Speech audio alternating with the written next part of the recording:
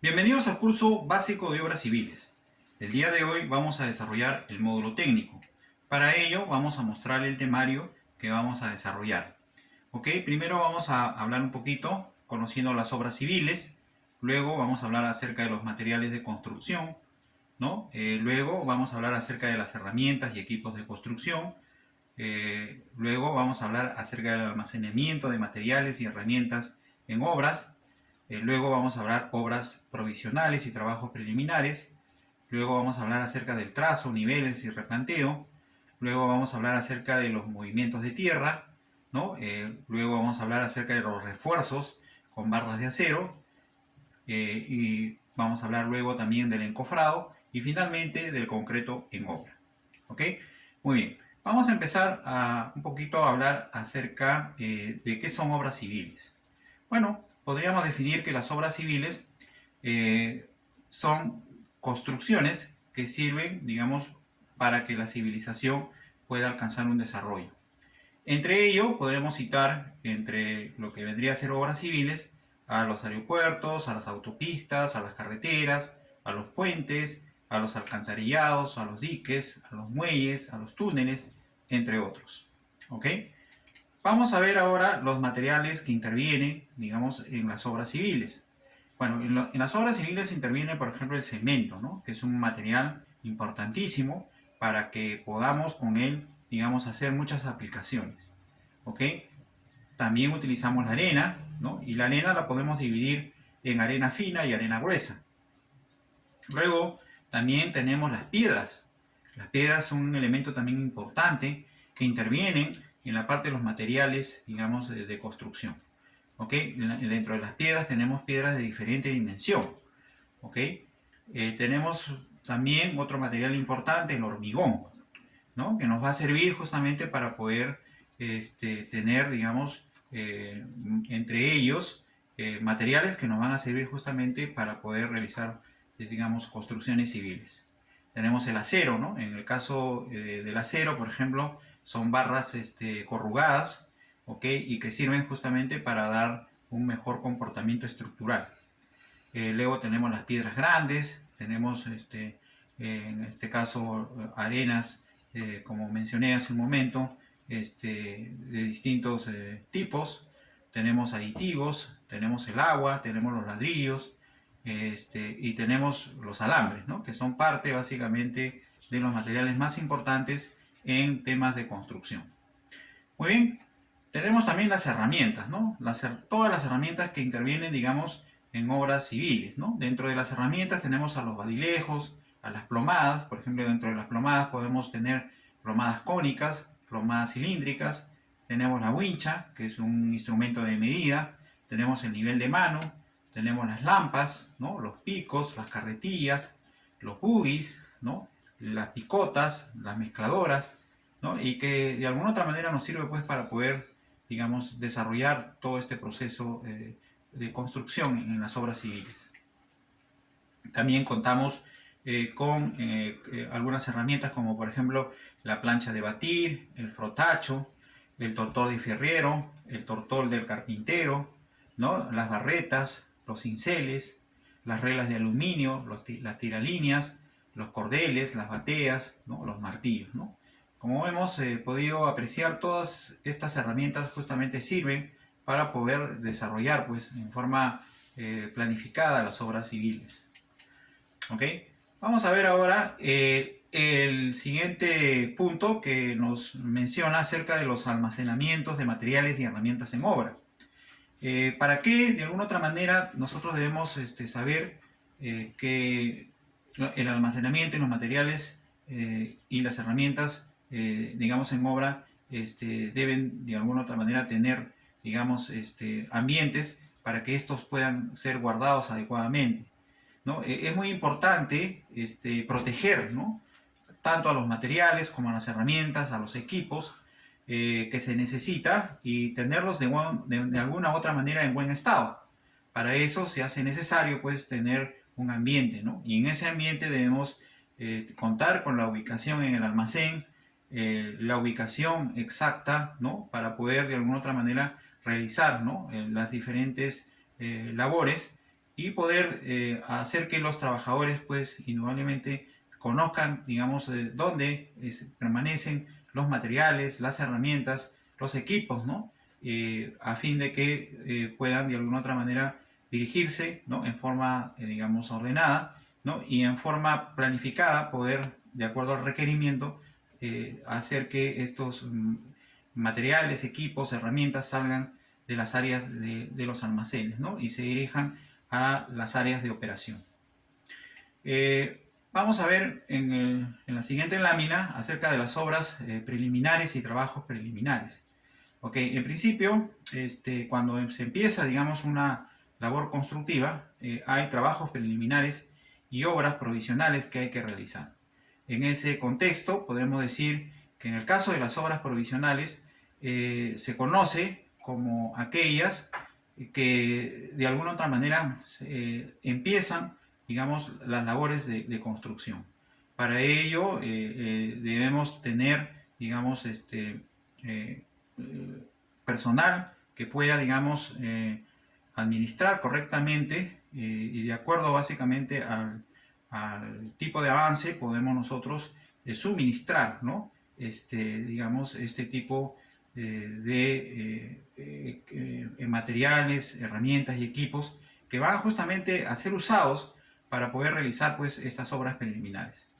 En relación a los trabajos preliminares podremos decir que son trabajos que de alguna otra manera se empiezan al inicio del desarrollo de una obra. Y para ello debemos tener en cuenta, por ejemplo, la limpieza del terreno, la eliminación, por ejemplo, de los desechos, ¿no? Y otras consideraciones que deberíamos siempre tener en cuenta, ¿no? Como vemos en la lámina. ¿Ok? Muy bien.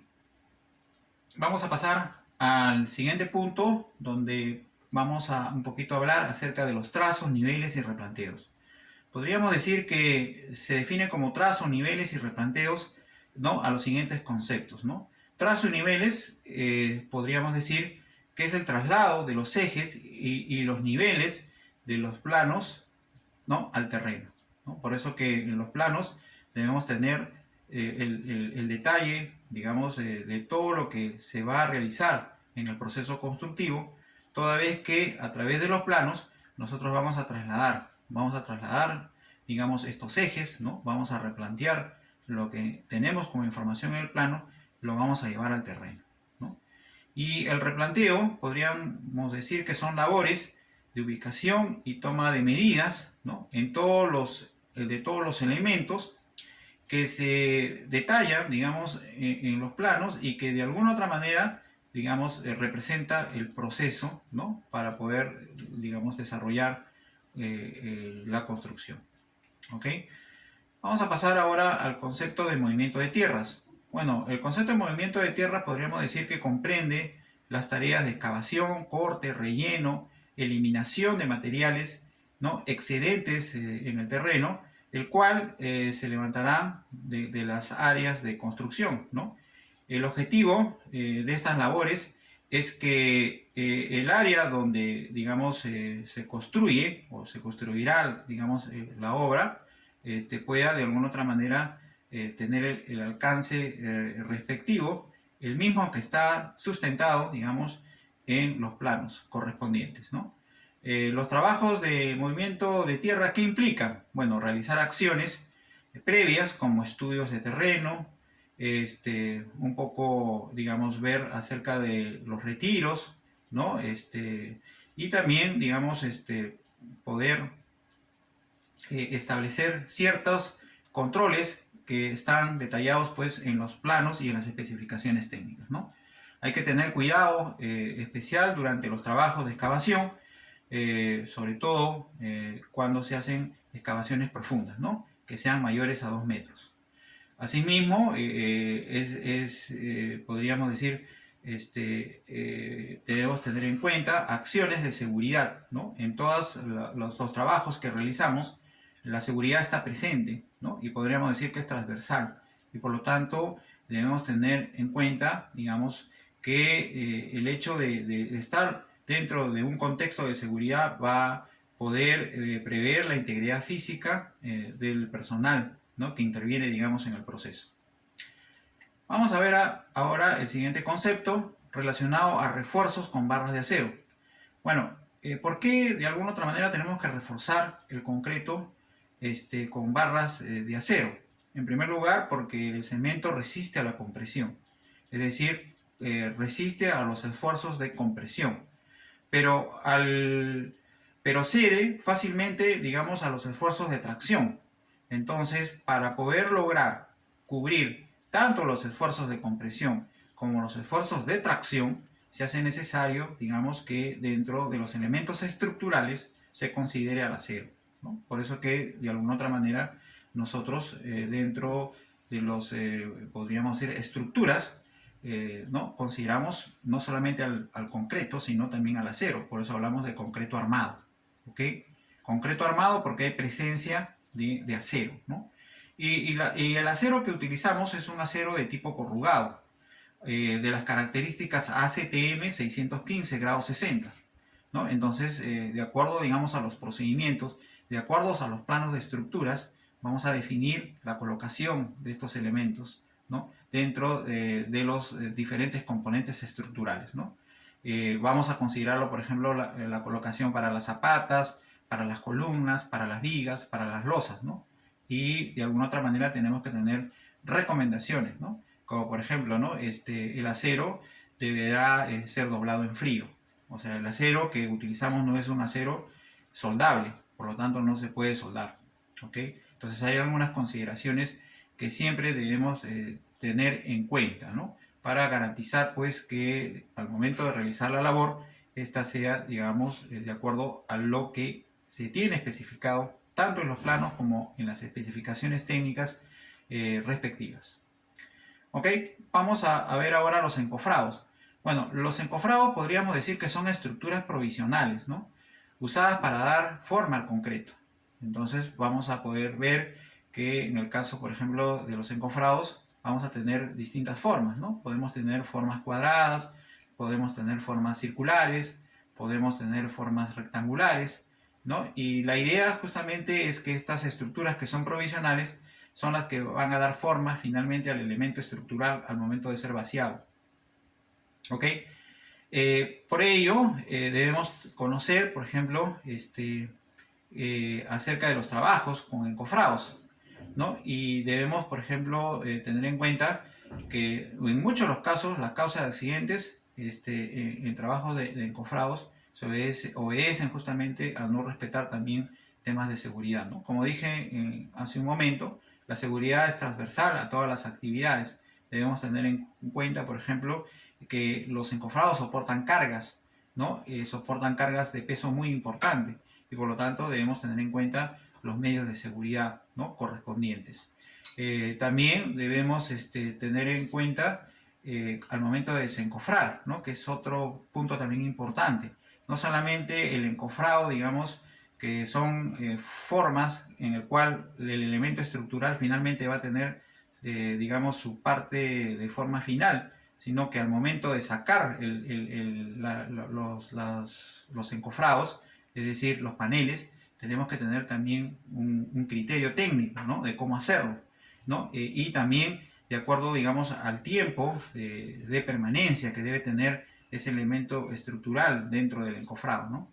Por eso que, vuelvo a repetir, acá entra a tallar no solamente la información, digamos, que tenemos en los planos, sino también en las especificaciones técnicas, ¿no? Para poder alcanzar las resistencias deseadas, ¿no? Al momento de trabajar sobre todo con concreto armado.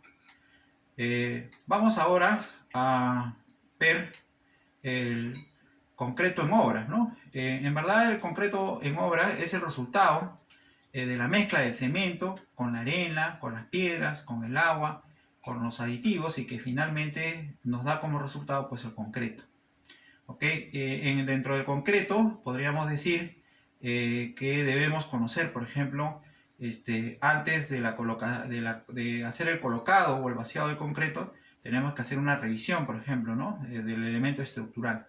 Entonces eso es muy importante, ¿no?